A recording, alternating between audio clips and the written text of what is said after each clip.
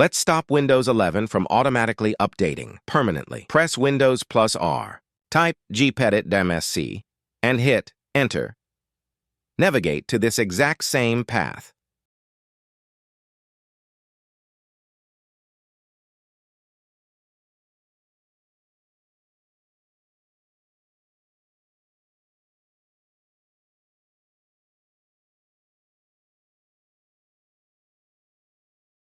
Next, double-click on Configure Automatic Updates.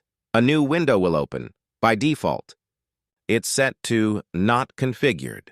Change it to Disabled. Trohes completely turns off automatic update checks and backgunned installations. Click Apply, then OK. Now press Windows plus R again, type services.msc,